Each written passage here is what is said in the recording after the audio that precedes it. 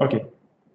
For the initial value problem, we knew the solution initially, and then we try to find the solution as time progresses, correct?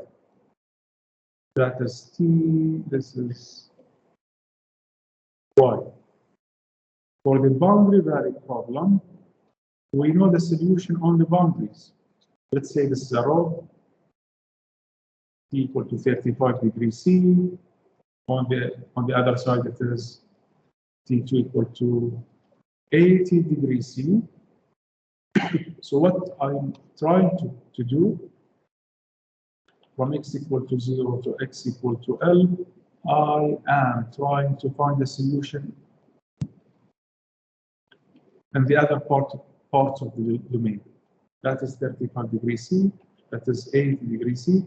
My task is to find a solution here between the boundaries. Okay.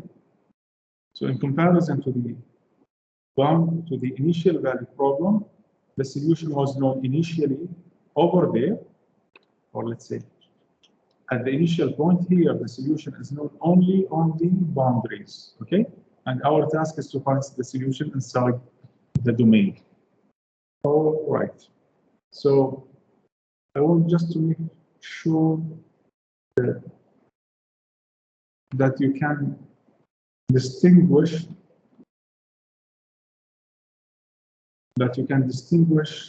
linear and nonlinear ODE. So for the following ODE, y prime equal to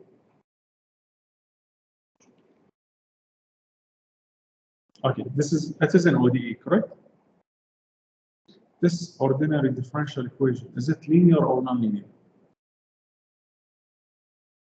Linear. Linear. Because the dependent variable, we don't have nonlinearity in terms of the dependent variable. Okay.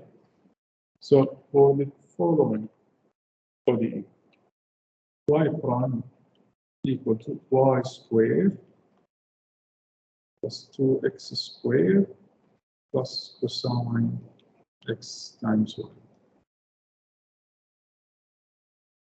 This time, sure. This a problem for this ODE. Is it linear or non-linear? Non. Nothing? Non-linear. Non-linear.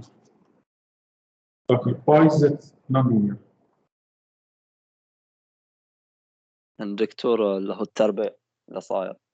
Okay, and cosine, which has y inside it, correct? Yep. So for this chapter, guys, the boundary value problem, okay, this should be chapter 8. Chapter 8. We will tackle only, in this chapter, we will tackle only linear problems. Okay, we will consider only linear problems. Now, the linear problems for an ODE, a linear, regardless linear or non-linear, for the boundary value problems, we have boundary conditions, correct? For a boundary value problem, you have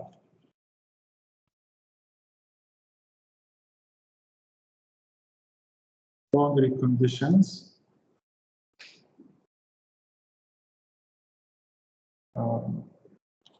Okay, those boundary conditions can be of the following form. Either the solution on the first boundary and the solution on the other boundary are specified, similar to the case which we have seen over here. Temperature, I want to find the temperature everywhere else, right? The temperature on the first boundary and the last boundary are known. So this is one set of boundary conditions.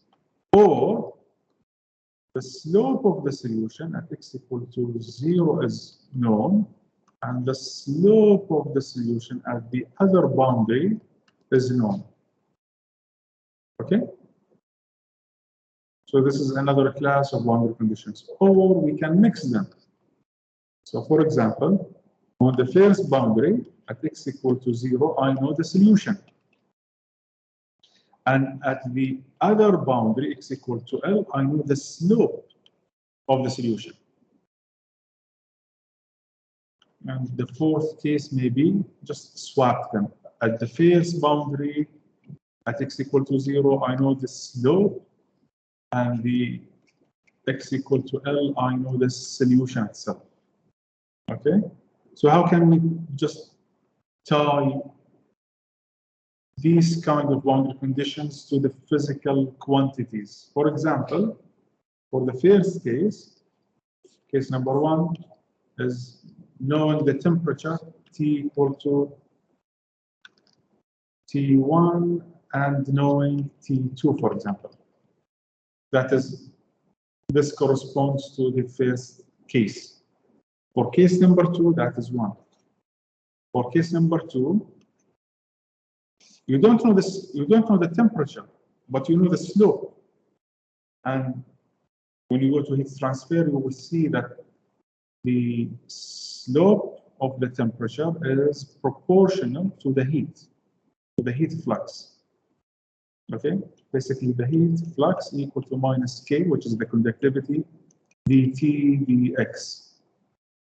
Okay, so basically if you know the slope of the temperature multiplied by certain constant, depending on the material that you are considering, then basically you know the heat flux, the heat that goes inside the domain.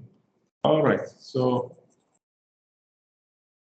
the second part, or the second set of boundary conditions, basically, you know the heat flux. You know the heat which goes in, and you know the heat that goes out for the second set. Okay, for set number 3, what do we have? Physically, what do we have?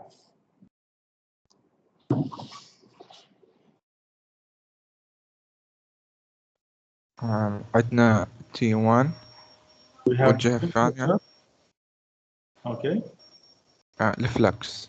the heat flux. Okay. What about case number 4?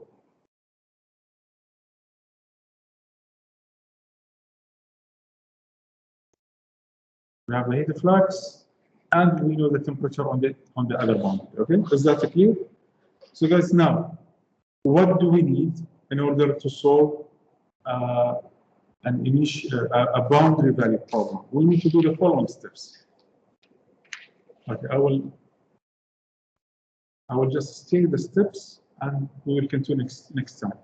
Step 1, we need to discretize the space.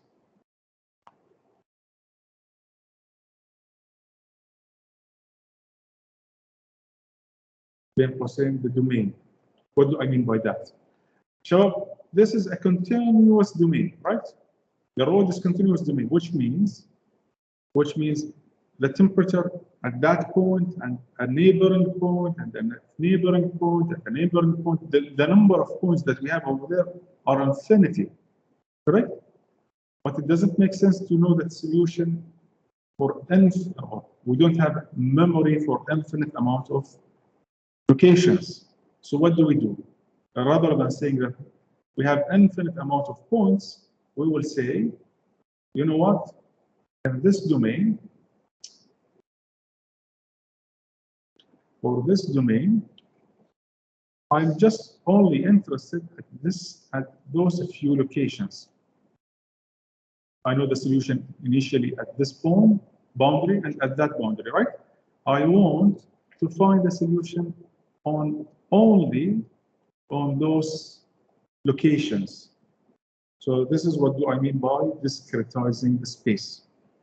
Cut the space into discrete elements, and on those locations I want to find a solution. Okay, so N has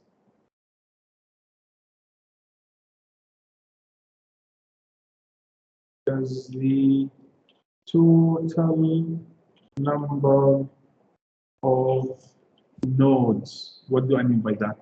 I have 1 node, 2 node, 3, 4, 5, and 6 nodes. 6 points, right? 6 points that I want to find a solution. Of course, the first node, undo. Erase nothing. Okay. Of course, the solution on the first node and the last node are known, or one of, or something which is related to the solution. Could be the slope, as we have seen. Okay. So now, how can we discretize the space using MATLAB now? Let's say that L, the domain goes from 0 all the way to L, and let's say L is 10 or 20 or whatever. I want to discretize it into n number of points.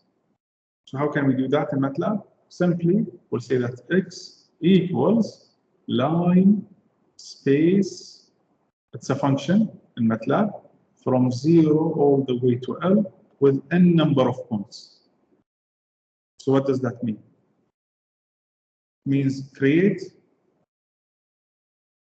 a vector at which you start at x, you start at 0, and you end at L, x equal from 0 to L, and you have n number of nodes. So that is x2, x3, x4, x5, and the spacing is always the same. Is that clear? Discretizing the space. So for example, if you have from 0 to 2, and you have n equal to 3, so what should be x in this case? 0 and 1 and 2, isn't it?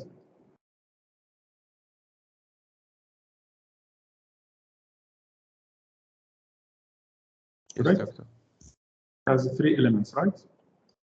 At 0 and 1 and 2. Again, the size is 1. Okay. All right. The second step is to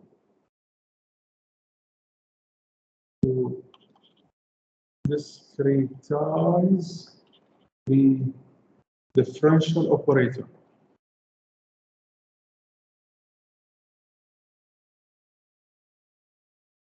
Okay, what do I mean by that?